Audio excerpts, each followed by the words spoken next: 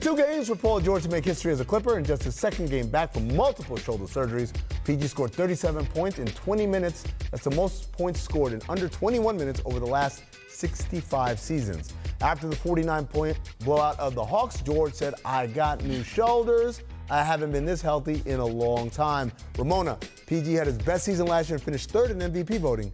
Is it possible for him to be actually better this year than he was last year? Yeah, I believe him. I mean, he's not even good yet. Like, he's still getting himself back into shape. And defensively, you can see that when he's out moving on the court, he doesn't really have his legs yet. He doesn't really have his rhythm. But, like, he could not miss the other night. I was at that game, and, like, it was like every shot he took, it was just going in. Like, and I think some of that is because of the way when he was rehabbing, he was playing 3-on-3, and he was going against a bunch of the rookies. And they were pushing him the whole time. So, like, he's got his competitiveness up, but he's got his touch around the basket, but just wait till he really gets his legs back. I thought the New Orleans game, even though he didn't score as many points, he played better in the New Orleans game. Zach, what do you see? I didn't think he could be better than he was last year, and I'm a huge Paul George fan. I thought last year was about as good as it could get. He's going to play some real defenses pretty soon. Those numbers will come down a little bit, but if he can be better than he was last season, the league is in a little bit of trouble because he was ridiculous last season on both ends of the floor. And I can see him being better, and I think this is where this is like the relatability show. Everything is sort of preaching to my life because as an athlete that's come back from a major injury, it takes you 2, 3, sometimes 4 years to get back to feeling like yourself. So it's been a slow burn for him, but the fact is that the ceiling is not there. You know, he's getting better, and it's not just him shooting and being unproblematic on a team as a number 2 option, because he was a number 2 in OKC, and he's probably going to be number 2 with the Clippers. The fact that you get someone so dominant at the number 2 that can go 10 for 17 and give you 33 and 37 in both games, that to me is what's going to set him over the edge. So yeah, I'm not surprised just because I know physically it takes a while to feel like you know how to manage your body, you know? But I think the fact that he is more efficient is what blows me away. I'm going to say it. No, you guys are dancing around it. Is it he's better, or is he in a situation where he's playing with better teammates, wink, wink, and better coaching? Well, it's early. It's 2 games. You know, I know what you're wink-winking about. I mean, come on, man. And I get it. I'm interested to see how Kawhi and PG mesh. And I think the other issue is Kawhi hasn't looked the same since the first 5 or 6 games of the season. And, like, he needs a number 2 like Paul George to lift him up a lot tonight. So I can't wait to see the dynamic. Better teammates, man. The Clippers are a better team than the Thunder, for sure. Speaking of which, for those waiting for Kawhi and PG to play together, Kawhi is questionable tonight against the Thunder. That's right. Look at those rings. Look at that, yeah. As you know, the defending champion Toronto Raptors received their rings opening night. Players from the 15-man title roster on different teams such as Kawhi and Danny Green will get theirs when they come to town. Who will not be getting a ring tonight are DeLon Wright, Jonas Valanciunas, and C.J. Miles. Those 3 players were dealt from Toronto at the trade deadline in February. Now, Raptors GM Bobby Webster had this to say Saturday to the Toronto Sun, quote, "It's not an easy decision, but to be honest, I think it's standard. I mean, we did our homework. We talked to teams, and I don't remember, there was maybe one scenario where a team offered one. I think it was Anderson Varejao in Golden State, but I think it was a really unique circumstance." That referring to when Varejao played 14 games for the Warriors during the 2016-17 season, but was waived in February that year. Varejao was offered a 2016 Cavs title ring, even though he was traded to Portland at the trade deadline. He declined that ring from Cleveland. Shanae, I want your player's perspective. You okay with those 3 guys not getting rings despite not working for the Raptors for the last 4 months of that season? So I've heard from players, and also I talked to Bobby Webster when he was at the Lakers game, and it's funny, you see all the front office guys, the rings are the backgrounds of their phones. They love their rings, and even Kyle was like, "This is the best ring. It's going to be the biggest. We want you guys to love it." Maybe it just hit like over the ring salary cap. Like they're in the luxury tax. Those are big rings. They're big. Those are some big rings, and so they can't really. So it's they're in the luxury tax. They got the replica ones. But I do think, you know, Bobby is a great guy, and I think that you have to at least extend the offer of getting a ring. Man. To me, I feel like, yeah, as a player, you can't have nothing to do with it. The thing is, you can't determine what someone feels about their involvement in the franchise outside of the player. Like, the player should be the person having that judgment. I know they're expensive, they're beautiful, they're awesome, they're iconic, but the player should be able to say, you know what, I left midway through the season, nah. Or you know what, I wasn't even there during the finals run, nah. Or maybe it's like, this might be the only ring I'll ever have. Let me cop that real quick. So it's just, it's something the player should determine. The ring is a burden, man. Look at those things. You can't wear them. It's too big. You can't wear them. They're just going to be in your house. Just for the gram. It's going to be at your house. Like, what are you going to do with it? I'm going to be worried that I'm losing it. A ring is a burden? Look, the only... Let me get one day. I'll take all your burdens. I'm with you. I'm with you. The only thing I will say If I were Jonas Valanciunas and I was the longest tenured dude on the team, thank you. And you gave a ring to the superfan Nav and not me, like I might be a little ornery about that. He didn't play. Nav didn't play. Nav been there longer. He hasn't missed a day. I'm generally with you. I can just see Jonas after all those years. I'm like, that's kind of. I'm a little irritated by that. It should be his decision, not the team's. Ramona, I think speak truth. There's a precedent, and I think that when one team breaks that precedent, then all things are out the window, right? Like we've been having like these comeback videos for everybody, and like what's the threshold? It used to be like Hall of Famers or lower or higher, right? And now it's like everybody gets a high welcome back video. So, like I actually think they should get rings, or at least have the option. But I think if the Raptors do it, then every other team has to do it. These are great problems to have. I'm just saying, man. Producer Steve, can you get Adrian Dantley on the line? Ask him about his Pistons ring. Oh, he didn't get. Oh, okay. And it's not a salary cap. Come on now. If you can afford that big ring, you can afford three more. Luxury tax. MLSC makes a lot of money. Time now for the latest installment of one of my favorite shows, As the King's Turn. But this time, we have a true plot twist. After starting the season 0-5, the Kings of Sacramento have won 5 of the last 7 matches, including yesterday's bout against the Celtics of Boston. That's without 2 of their top players, Mr. Bagley and Mr. Fox. Also worth pointing out, one of their losses was a down-to-the-wire loss to the Lakers. Zach, what's changed? We all have to talk like that or no? No, just me because I'm the narrator. Defensively, they've played well after playing horribly for the first few games of the season. And, shockingly, enough games went by, Buddy Hield started making shots. Bjelica started making shots. Guys that were just missing. Buddy Hield was shooting like 20% from 3 when they were 0-5. They're making shots. They have a lot of, even without Fox and Bagley, they have a lot of decent NBA players. They should be a tough out every single night. They're playing well. I'm happy for them. Well, we learned during the World Cup how good Bogdanovich is, right?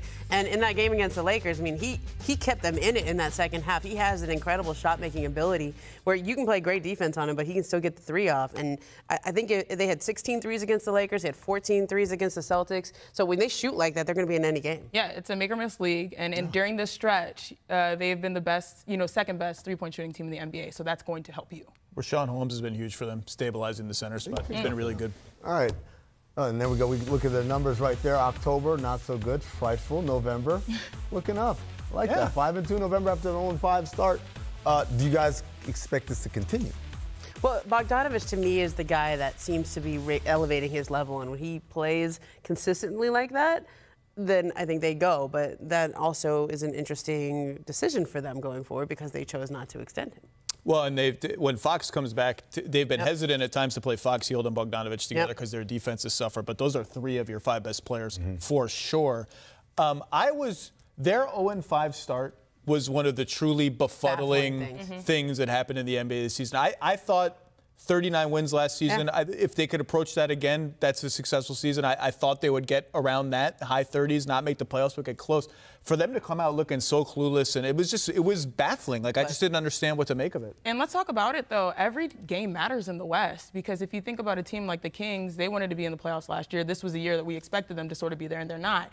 There are a lot of teams that weren't in the playoffs, like the Lakers, that got better. You can even talk about the Dallas Mavericks. So every game really matters. Every game matters. Hear that, ladies and gentlemen? Tune in to all these games on TV. Up next, for the first time since Dame waved bye-bye to Russ, the 2 all-star point guards face off. But what will happen tonight? First, though, second distant replay. This one from 2004. Fingers crossed. Can I get it? No 2 Vince Carters. Have we ever had the double Vince Carter? Get out of the way. Whoa! Very good business. Look at a young LeBron. It's a very good business decision. Wow. A month shy of his 19th birthday right there. Look at that. Hang time on Ira Newble was the one that grabbed the ball and rolled it. Bam. Belo's laughing because he's got an Ira Newble jersey in his closet, don't you? He does not. Belo's the biggest cat. On the jump, D'Angelo Russell out at least 2 weeks with a thumb sprain. Shanae, how hard is it to play through a thumb sprain? It's not that hard. Oh! Conspiracy theories! They're doing it on purpose. But I'm not mad at him. He already gave you his, I'm still here games, the 30-piece, the 52-piece, the 30-piece. He's like, I'm still here. I'm still good. It was not the Brooklyn system. This is me. I'm a bucket. Now I'm going to sit down with the rest of them. They are running the most elaborate scam on the entire league. Come on They're going to come back next year. They're going to have a top 3 pick. We're going to say the Warriors are back. Look out. Come on. I'm not mad at you, D'Lo. I'm not mad at you at all. Throw it down, D'Lo. I'm going to give him some credit. He's legitimately hurt. They thought it was worse. Thumb sprain. You still have a thumb sprain. I'm playing. If they told me to sit, I would sit. Wizards are first in offensive efficiency, #1 in the league. Zach, how is this happening? Bradley Beal's on fire, and the Lakers' discard center pile is doing very well. Thomas Bryant, Mo Wagner leads the league in true shooting percentage. Davis Bertans is hitting everything he throws up. They're like, they shouldn't be first in offensive efficiency. It's kind of a crazy story. It's because their strategy is to simply outscore. If you look at how many points they put up. They ignore the defense. Yeah. Just let them have fun. 29th in defensive efficiency, Let them have it's fun. all offense. Why not? I like that as a slogan. Let them have fun. Yeah. They're not going to win much. All right. It was quite a weekend for the Charlotte Hornets. On Friday, Malik Monk nailed a buzzer beater at home to sink the Pistons. Then on Saturday, my cousins were at this game. Devontae Graham buried a late three at Madison Square Garden to beat the Knicks. Ramona, I kind of want to make this a Knick topic, even though it's not. I know, me too. Do the Hornets have a shot at the playoffs this season? I guess it's the East, right? Let's talk about the Knicks. Let's talk about the Knicks. How bad is it? That was so sad for the Knicks right there. Like, they really needed that win. This is one of the games in this part of the schedule where they need to win. It's about to get tough for them. And it's about to get so tough for them, and they needed that game. Better than not having, like, they just came off the Dallas Mavericks win, so at least they got one. Yeah, they got a good one. This is the bizarro Hornets. They were the team that lost every single close game, and now they're losing in blowouts and winning every single close game. It's crazy. I love Devontae Graham. There's something about the way he plays. It just it makes me happy. Speaking of another set of point guards that make people happy, we have a spicy matchup tonight between Russell Westbrook and Damian Lillard. Now, you might remember, last time we saw these two together, Dame sent Westbrook's Thunder team home in the playoffs last season, one of the coldest shots in NBA history. Janae, with Westbrook now on the Rockets, what do you expect from this point guard matchup tonight? That NSYNC, bye, bye, bye, bye, bye. Okay. I am here for this matchup.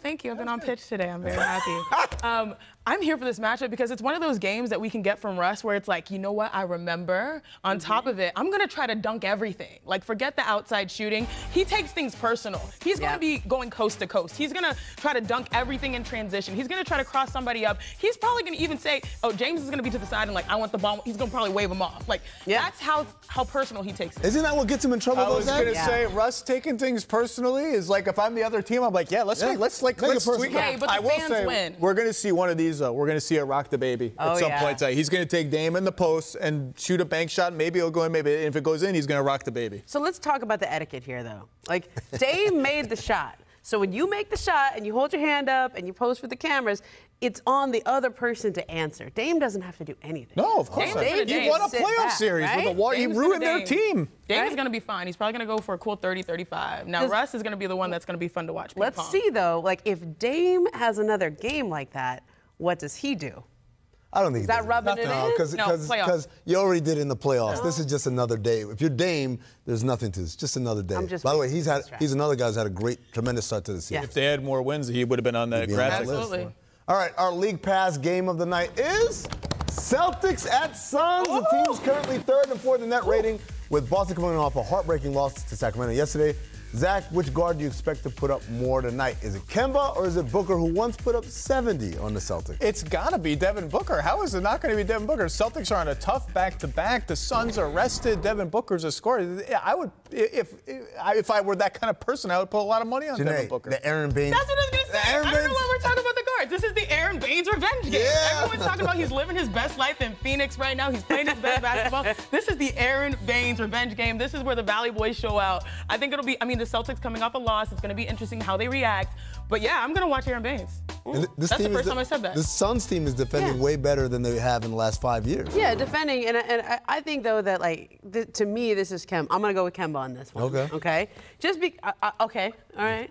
I'm going to go with Kemba on this one just because, they're coming off a loss here. And I think Kemba, as the leader of this team, is going to help right the ship. And I think this is how they reconstitute themselves. I think this is him saying, all right, come on, young guys, let's go. And if I had to pick a guard, I'm hyped, but if I had to pick a guard, I'd go Kemba, too, because I think Kemba is a good fusion of their past point guards, Isaiah Thomas and then also Kyrie Irving. He's got the best of both, and he's very unselfish.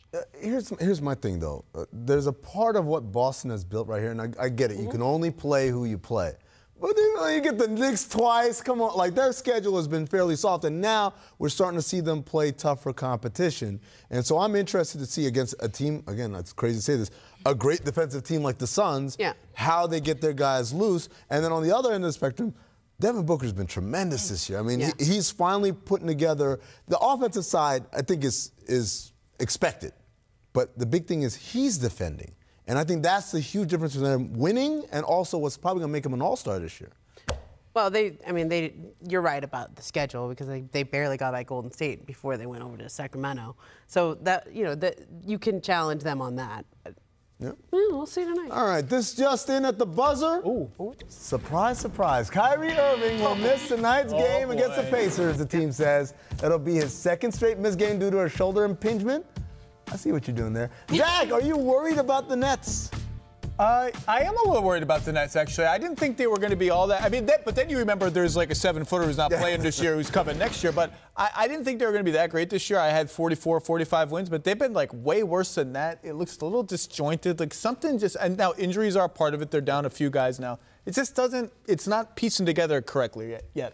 I think it's one of those subliminal storylines where he sits out and the team still wins. Seems to happen a lot, doesn't it? No, I like Kyrie, but I think it's sort of like maybe instead of we're not like the James Harden, everyone is happy with him shooting. With Kyrie, it's like, oh, maybe like 5 less shots a game.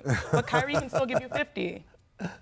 Yeah, you go back to the system. Oh. Celtics won a lot of games when Kyrie sat out last year. Go back to the way that I believe you It's funny when Kawhi sits out, everyone's like, no, but Kawhi's great. When Kyrie sits out, it's like, oh, it's because Kyrie sat. Confirmation bias. Yeah.